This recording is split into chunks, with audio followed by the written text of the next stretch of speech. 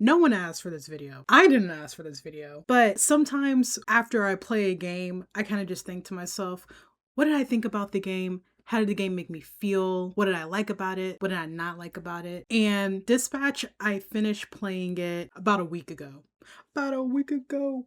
And the more I thought about the game, the more upset I was getting. It's not because the game is necessarily bad. Okay, it's kind of bad. There were just a lot of issues with the game that I feel like should be discussed. And there's just like some other stuff that I also want to address. When I first heard about this game, I had a lot of expectations, especially knowing that some of the writers that, worked with Telltale, like Tales of the Borderlands and stuff, and those expectations weren't necessarily met to the extent that I would have liked. One thing I hate more than something that's just bad is wasted potential, because I overall do like the game, but there's just so many things. This video is not really going to be super organized. It's literally me just kind of ranting about the game, just addressing some of the stuff that I liked and some of the stuff that I didn't like. There's a lot of stuff that I didn't like. Before I talk about the issues that I've had with the game, I'm going to talk about the stuff that I liked, because there are like quite a few stuff that I liked about the game. I loved Robert as a protagonist. I love that his name is Robert Robertson. That is just so dumb, but I love it.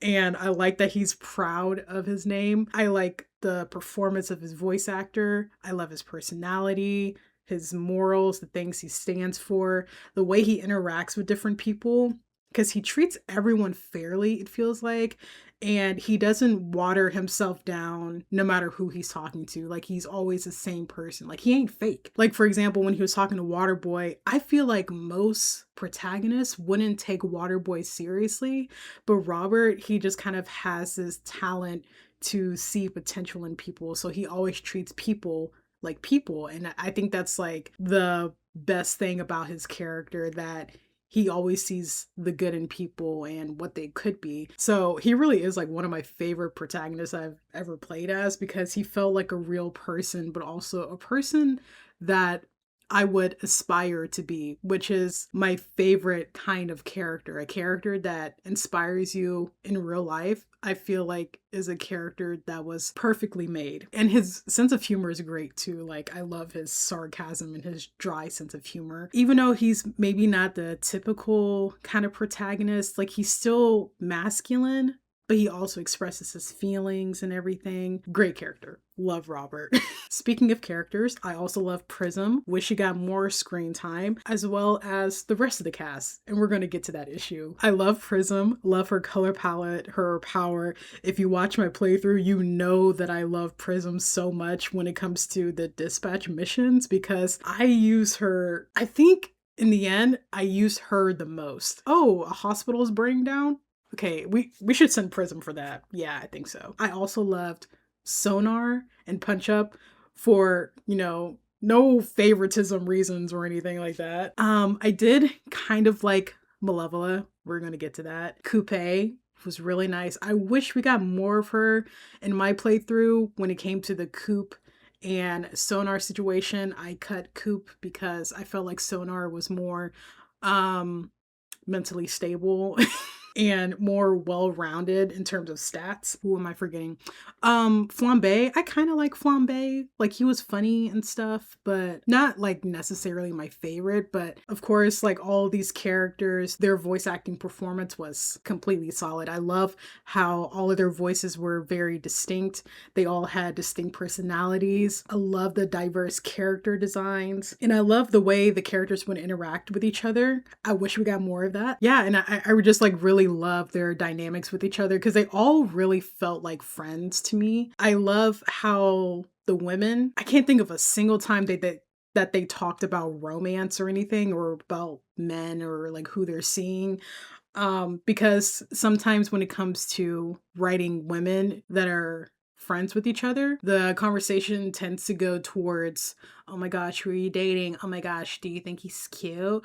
Oh my gosh, like, I love him. Like, what am I gonna do about my mans? But for this game, I honestly can't remember a single time two women had a conversation and it like it was only about men and romance and stuff. So I really appreciate that about the dialogue in particular. The art style, so good. It really felt like I was watching a TV show, and like sometimes I'll be playing and I'm like forgetting that I'm supposed to be like choosing dialogue options. It felt like highly produced in that department. The dispatch gameplay itself is very fun. Honestly, did not think I was gonna like it at all because I always feel like I don't like management games, but then I tend to like really get sucked in depending on how they do the management system in games.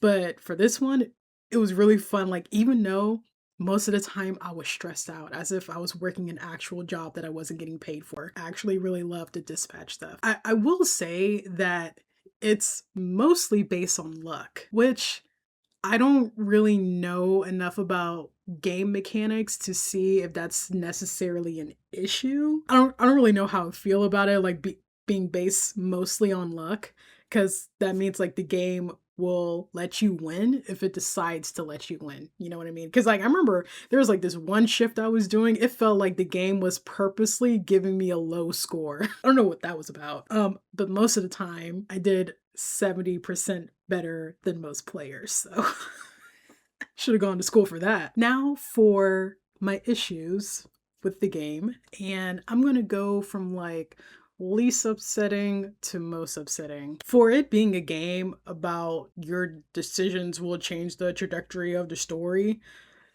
it doesn't really feel like choices matter. There were so many instances where I would make a choice and I'm like, whoa, this big choice that I just made, it's definitely going to come back around. It's going to come back around crazy. And it never does. I haven't played a lot of decision-based games myself, but I've watched a lot of playthroughs of it. I feel like I know when choices should be important and when they should not be like as important. The first thing, which I had a problem with since episode 5, even though it started in episode 2, I really got annoyed by it in episode 5, I think it was episode 5, either 5 or 6, where it was the choice to cut coupe or cut sonar. And the reason for Blonde Blazer even bringing up that kind of decision was to make the team put in more effort to work harder at their jobs. Even in the moment, I didn't like how that scene played out because she told them herself and didn't tell Robert until after she told him. So now they're like all turning on each other, and it was just like a really dumb decision. Even though that cutscene, it was only like a minute long, I feel like that's like one of the messiest scenes in terms of writing because it just kind of ruins the flow of the story, in my opinion. My first big issue with that decision is that the whole game emphasizes the theme of teamwork, working as a team, putting aside your differences in order to go towards the same goal, which is, saving the city. And for Blonde Blazer to be like, all right, so either cut coupe or sonar, even though they worked really hard at doing their jobs. So you gotta cut one of them because I said so. Like, that is such a weird decision because it made them turn on each other. And then also the cut itself wasn't even necessary. It's not like it was budget cuts. Like, they can afford to pay all of them. Like, I think it's weird that she's like, I'm going to cut one of you guys and I still expect you to work as a team. That's an odd thing to say because obviously they wouldn't want to do that. And it's kind of a plot hole that they ended up working as a team eventually when they know one of them is about to get cut. I feel like how it should have went down is that Blonde Blazer, or actually Blonde Blazer, goes up to Robert and says, hey, the Z team, they haven't really been doing their jobs. So if you can talk to them and convince them to do their jobs, and if not, we're just going to cut the Z team entirely. So it builds an incentive, like not only to be better at their jobs, but to also be like, hey guys, we need to like lock in together. We got to do whatever it takes to go up the ranks. And then I feel like that would have made way more sense if like cutting is going to be a thing. Like, we're going to cut one of them for no reason and then also expect them to work as a team after that, as if they won't turn on each other, as if they're not villains. And I feel like with that, the whole cutting issue, it's like setting up so that you will never cut Invisigal. So in my playthrough, I cut Coupe. It was revealed a little bit after that that Punch Up and Coupe, they went out. So now I'm thinking, oh snap, Punch Up, he's gonna be like really upset with Robert. But all he did was like prank him in a cutscene and then say maybe two things to Robert that was just very, sassy or harsh or whatever. And that was it. I expected a lot more to happen from that considering their history. So it's kind of weird that there really weren't any real consequences.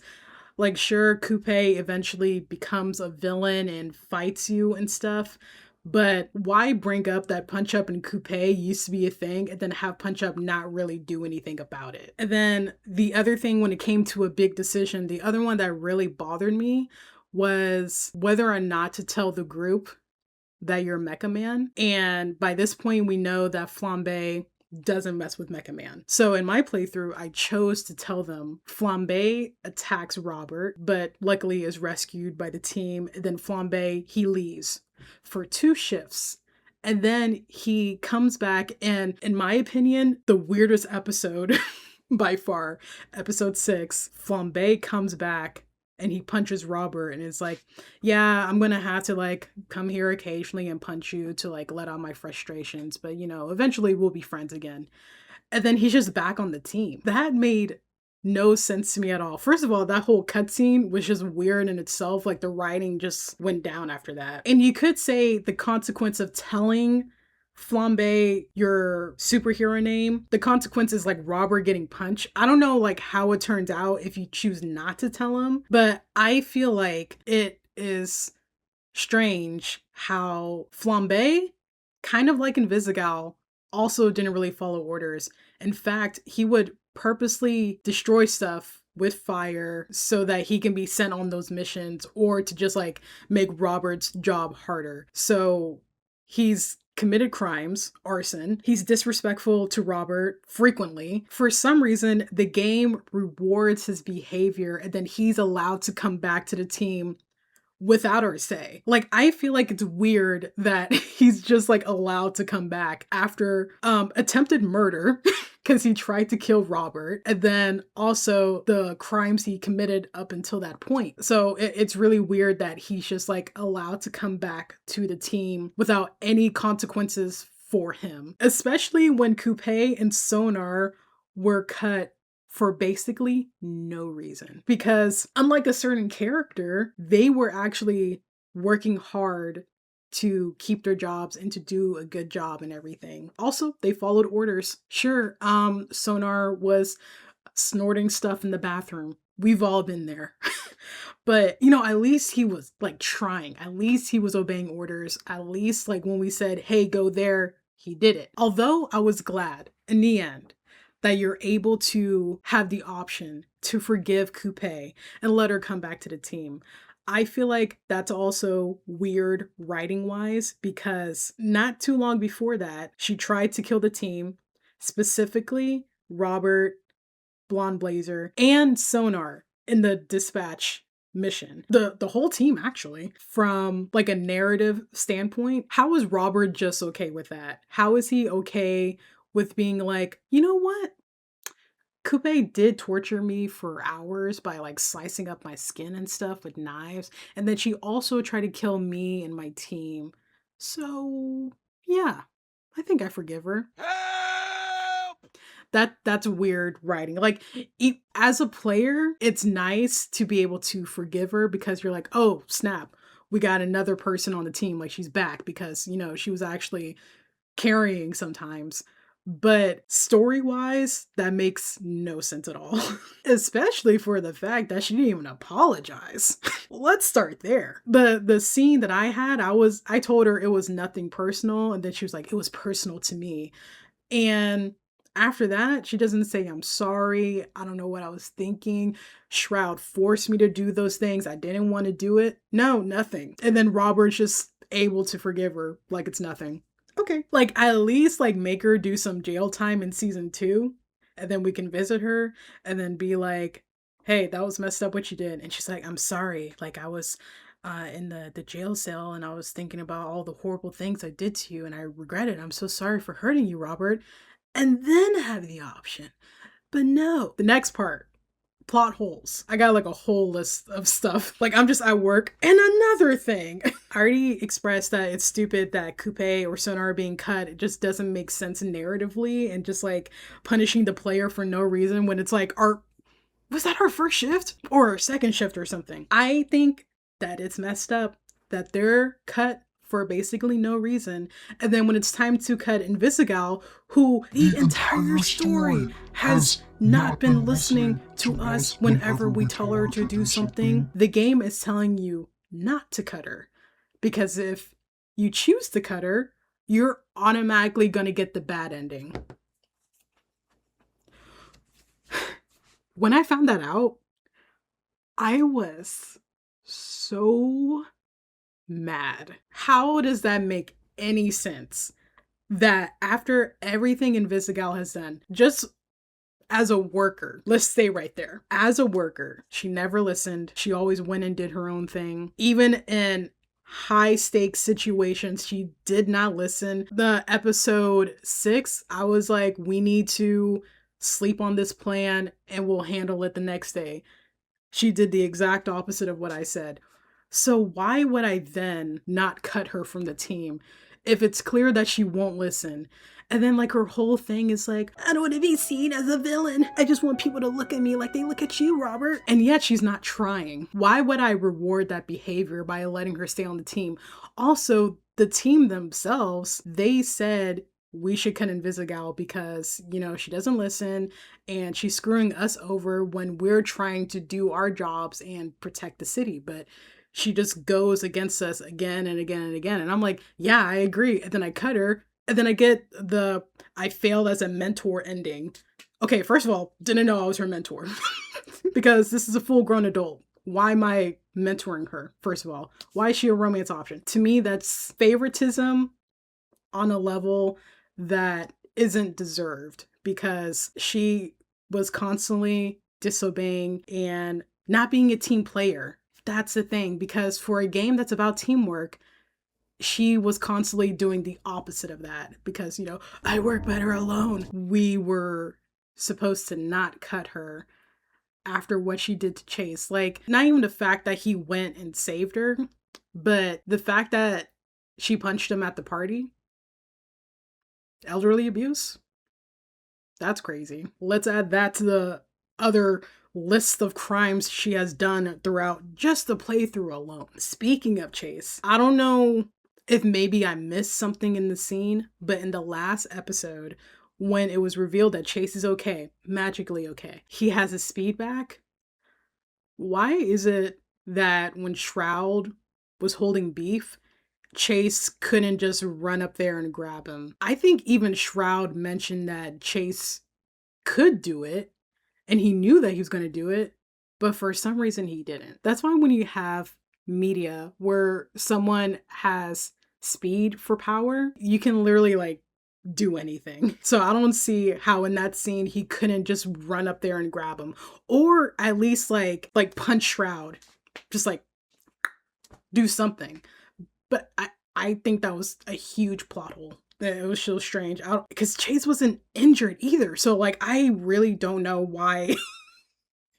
Like, I think out of all the writing, I think that one it's like top 3 of the thing that made me the most upset, because why couldn't he just run up and grab beef? The other thing, which like in media, I hate when they have someone that can go really fast. They have the power of speed, and yet when it's time to use that speed, they don't use it for some reason.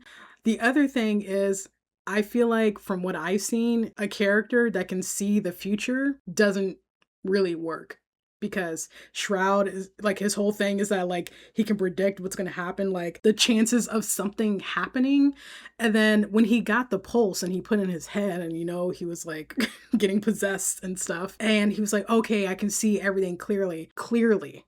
He specifically said clearly. I see it all now, clearly, crystal clear. And then somehow he couldn't see that Invisigal was gonna betray him, especially because like right before it, right before that scene, he revealed that Invisigal was working for them, and then she turned invisible, and he's like, oh, she's embarrassed. So he should have sense, just with his own common sense, that she was considering turning against him.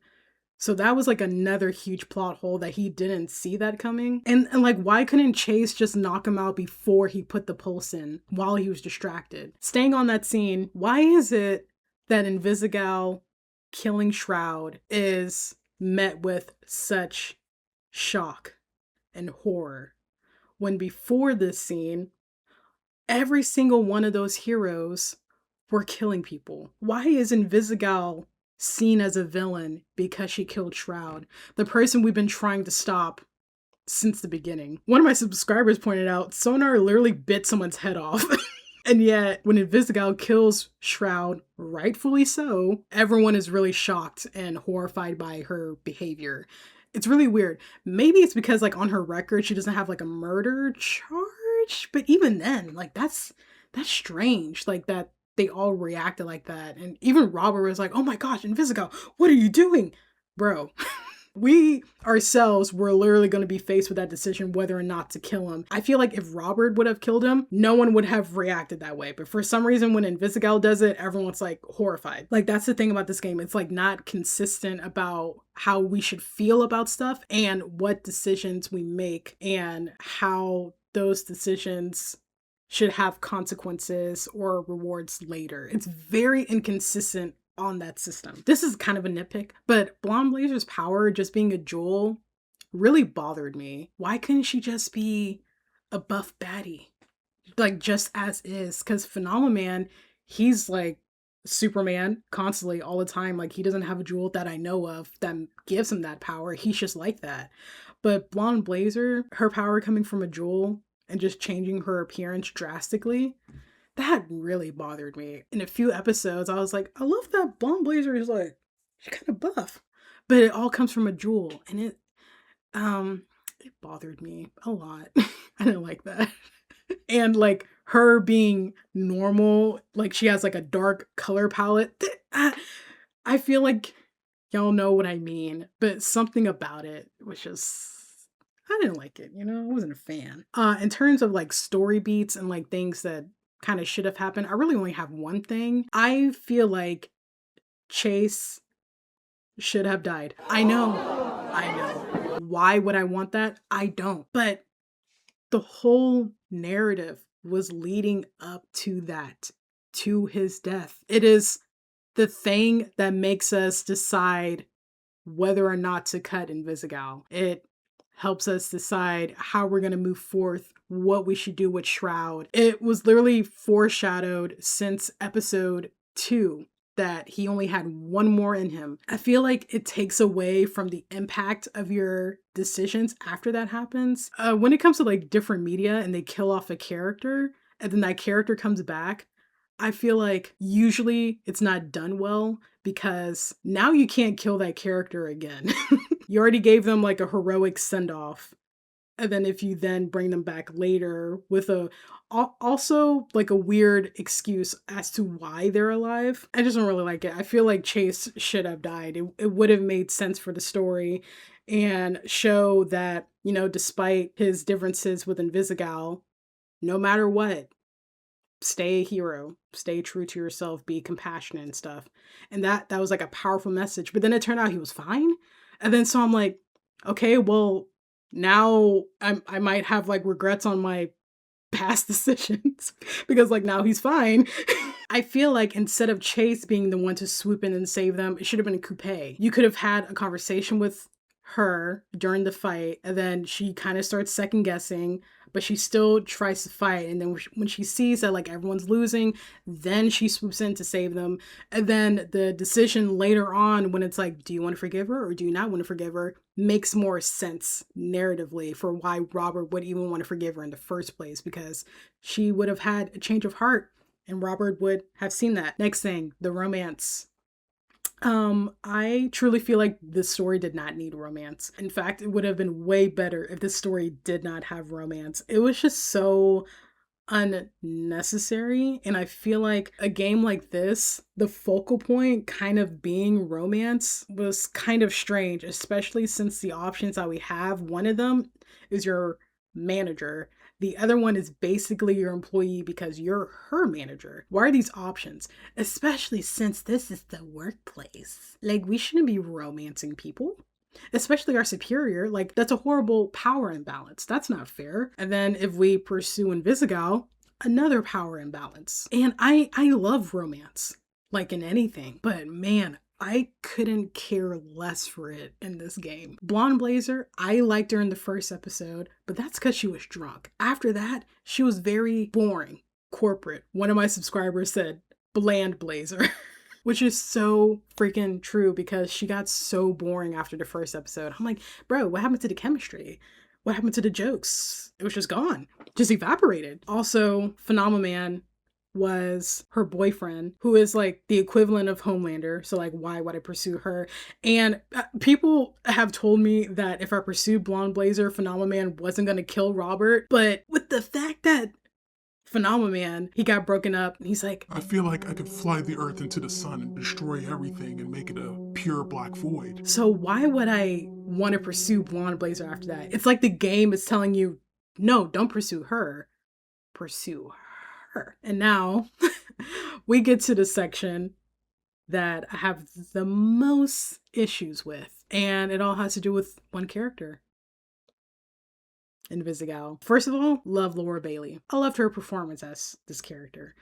I didn't particularly like the character, but that doesn't mean that Laura Bailey did a horrible job at voicing her and her performance. Love her. And I know how to separate the actress from the character. So I'm talking about the character, not her. I love Laura Bailey. Invisigal is the reason why I'm most likely not going to be playing season 2 unless they fix her character. And at this point, I don't think they can. They really put a horrible taste in my mouth for that character. I've hated other characters more, but Invisigal, wow.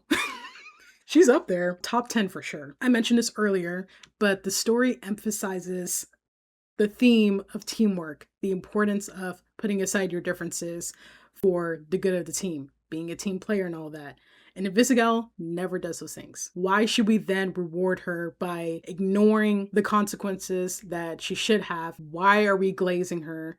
Why is it that within the dispatch missions, you have to work so hard to earn these invisible points, which I just found out this like last week, but there's like a hidden system for Invisigal that you have to constantly send her on missions that goes towards your romance, which I find to be really strange because it's like the game is forcing you to like her. But with Blonde Blazer, I feel like her route is probably really, really simple where you just have to, go out to eat with her and say all the good dialogue stuff. I don't understand, like, what's the point of working as a team if the story is focusing on one character that refuses to work as a team? Because when has she ever worked with anyone? The only time she worked at all with us is the last episode. Oh my gosh, I think that's like the only time. Because like she technically works with the team in dispatch missions, but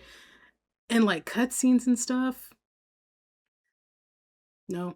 So like why would we reward her for that? I find it really annoying that the story doesn't really focus on the other characters. It only focuses mostly on Invisigal and like what she likes, what she feels about herself, her morals, what her purpose is. Again, for a story being about teamwork, it really focuses on one person.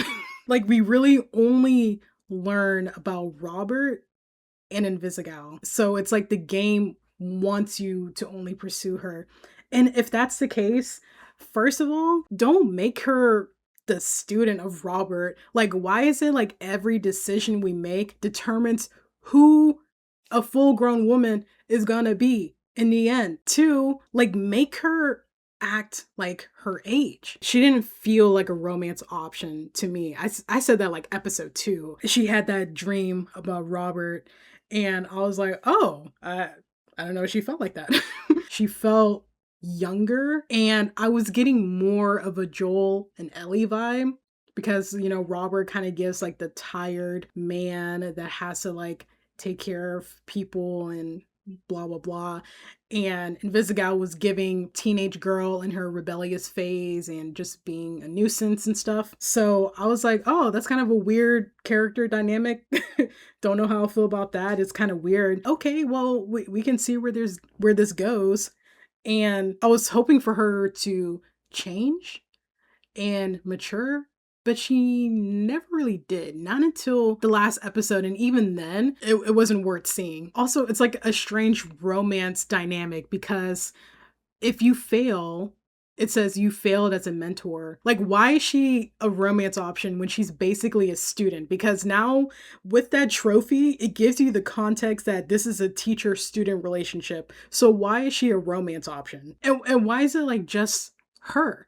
Why aren't we a mentor to the whole team? Because saying that we failed as a mentor indicates that we did like a bad job with the rest of the team, but really she was just kind of a bad apple. So I don't see how it's our fault that she wasn't listening.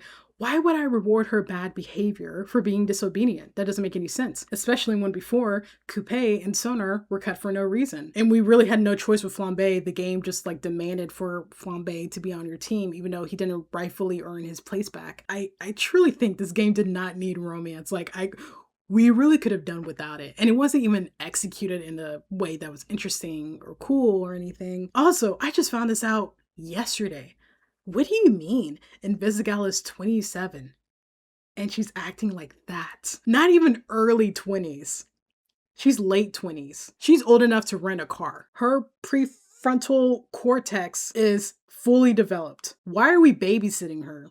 Why is she acting like a child? Why are we responsible for the actions of a full-grown woman when the other women on the team do not need constant supervision? This is kind of a subcategory. Invisigal kind of has this quirk of sexually harassing Robert. The first time we even meet Invisigal is when Robert is getting undressed in his new uniform, which, by the way, why didn't Blonde Blazer leave the room? Even though she had her back facing him, that's still inappropriate. Also, why'd you make him change in the meeting room? Why couldn't he go to the bathroom? Invisigal, when we first meet her, she was in the room when Robert was getting undressed. After that, she kept doing these things to Robert, saying inappropriate things, doing inappropriate things, just constantly harassing him every episode. I don't think there was one episode where she didn't do it, where she didn't say something inappropriate. When she told Robert about her dream while she was in the men's bathroom, while Robert was shirtless picking glass out of his chest, wow, that scene really showed me just how horrible of a person she is. Because it kept showing that behavior, I was like, you know what? It's probably showing this behavior for a reason. And I was just waiting for it. I was waiting for some kind of backstory to explain why she is the way that she is. I'm like, okay, eventually it's going to explain that maybe all her life men have seen her as a sexual object. And so, in order to feel some sense of love or importance, she behaves in that way so that men will find her more desirable. It's coming. It's definitely going to reveal that. But no, she's just a creep. And it was really disappointing because I'm expecting some kind of multi-layered character, three-dimensional, just very complex. I was waiting for it, but it never happened. Instead, she's like, oh yeah, I joined Shroud because my asthma was getting worse. Okay, so why'd you sexually harass Robert? Why are you watching him undress? Why'd you go into the men's bathroom and say that you had an inappropriate dream about him? Speaking of that, I don't like that Robert is kind of forced to participate in that, because there is one scene where she says something crazy and I was like, Robert, don't even respond. So I didn't click anything, and then the game picked like the craziest option and I was like, I didn't say that. Okay. So like the game, because there isn't like you can stay silent option. You have to go along with whatever is going on in the game. Like, you have to participate in it. And I really don't like it. I don't like having to subject Robert to this kind of treatment of her being inappropriate. And I also thought that, you know what? Maybe I'm not seeing what Robert is seeing. Maybe I'm overthinking it, and maybe he's like kind of into it. But then, like, at least 3 times, Robert was like, this is weird. I don't like this. What's wrong with you? So he's clearly uncomfortable with it. And yet the game continues to do it over and over and over. And I find that really strange because it's not like it was like a one and done kind of thing. It was a thing that consistently happened. So there's patterns of behavior in there with Invisigal and patterns in terms of the writing, because why is it treated as a joke? Why is it never acknowledged by other characters? Why does no one ever say, hey, that's not cool? Hey, that's inappropriate. Hey, don't do that. People either ignore it or they laugh about it. And that's not okay. And I've said it multiple times during my playthrough. Hey guys, I'm not okay with this. This is inappropriate. It doesn't matter that it's a woman doing it to a man. It doesn't matter who either gender is, whether it's like boy to girl, girl to boy, boy to boy. Doesn't matter. If there is no consent to being talked to that way or being grabbed that way, it's not funny. It's not it's not comic relief. I don't see like how anyone being touched inappropriately would be seen as comic relief for any kind of media. Episode 6, the other reason why I thought it was like a weird episode, like I know like Chase did like his sacrifice and stuff, but everything leading up to that, the writing was very weird and out of character. Out of character. That episode was very out of character for quite a few of them. I really liked Malevola, but when she groped Robert twice, I was like, oh, I don't mess with her anymore. And it was weird because that felt very out of character. But because she did that, I'm like, okay, yeah, I don't really like her anymore. I don't understand like why it happened, and Robert clearly uncomfortable with it. I saw this comment today, not on my video, but it was like someone else's video. They were like, oh, that's just Malevola's way of flirting with people, and like it's just like a joke. Sexual assault is a joke to you? That's crazy. Because imagine if it was a man doing that to a woman.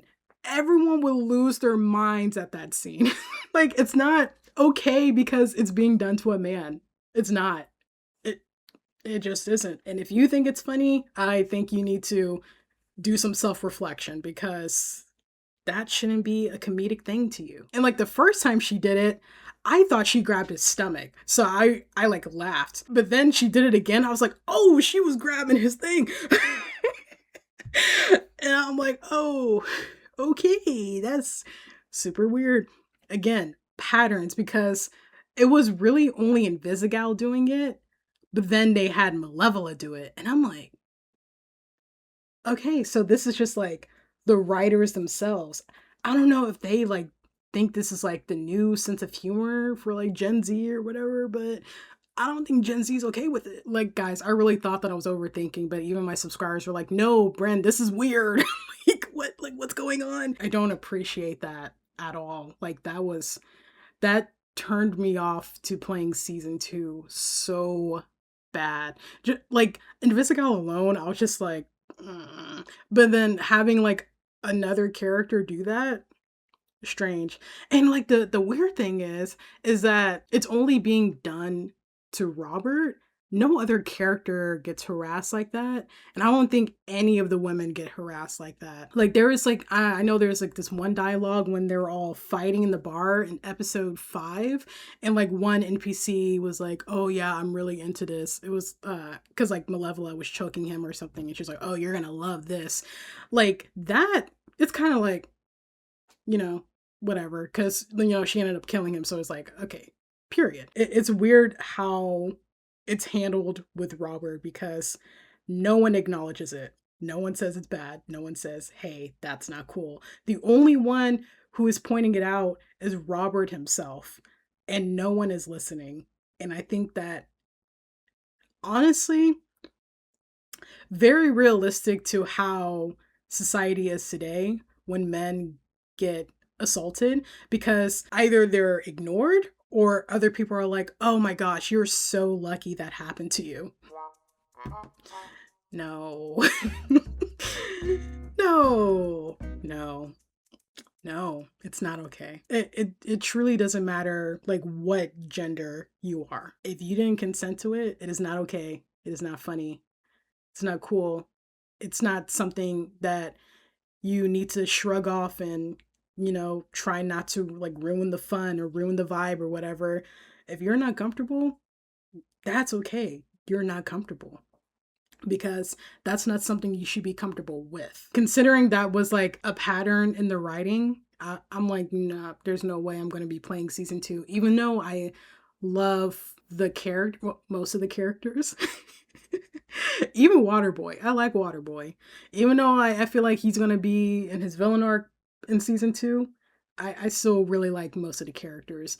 And I especially loved Robert because he really felt like a solid protagonist. And I love that he's just like a normal person in a world of superheroes, but he's still a hero. Like, it's not the suit that makes him a hero, it's his heart, his morals, his sense of justice, and his kindness. It really sucks because I really do like Robert, but I'm not gonna subject myself to watching him get harassed for how many more seasons? Considering this story and considering this game, it has overwhelmingly positive reviews. And that's like no small feat, you know?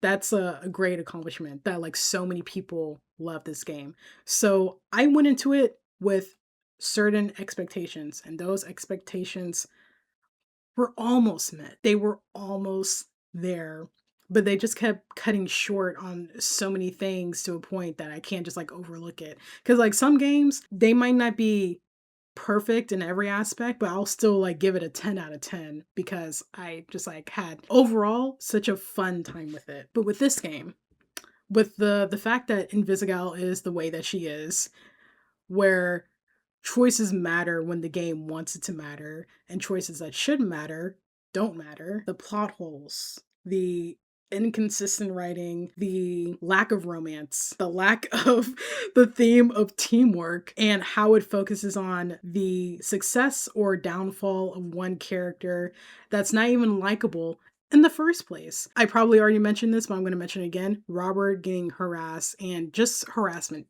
period, is just very inappropriate. And I think it's very strange that it was a repetitive thing throughout each episode, because overall I really did like the game, but it so many weird stuff, and I can't overlook that, and I won't overlook it because those things need to be addressed. Like, I think they just need to reset the game, just start from scratch. At this point, I just kind of like it. Again, I love the characters, especially Robert. The art style, the voice acting is amazing. Also, Jacksepticeye and Moist Critical, I feel like this is like their first big voice acting thing.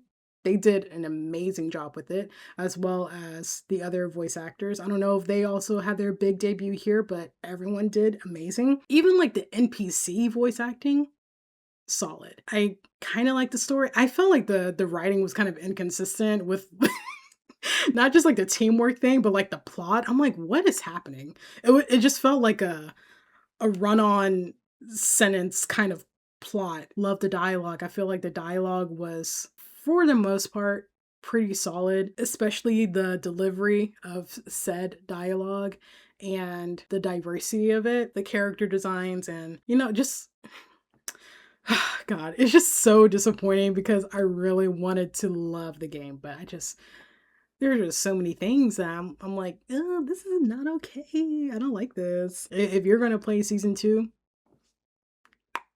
have fun with that. Unless they start over with the game and redo season 1, then I won't be participating. I'm really wondering like what the writers' room, like what they were saying in there. This scene is missing something. Let's have Invisigal say something inappropriate to Robert and make him uncomfortable and not let anyone acknowledge what he's feeling. Yeah. Yeah, we should do that. But anyway, right now I am playing The Walking Dead Season 2 as well as Resident Evil 4 in preparation for Resident Evil 9. Yeah, if you end up liking the video, give it a like, share, subscribe for more. Sorry this video is probably super long, but I had a lot to get off my chest. Thank you for watching, thank you for being here, and I hope you have a wonderful day. Bye!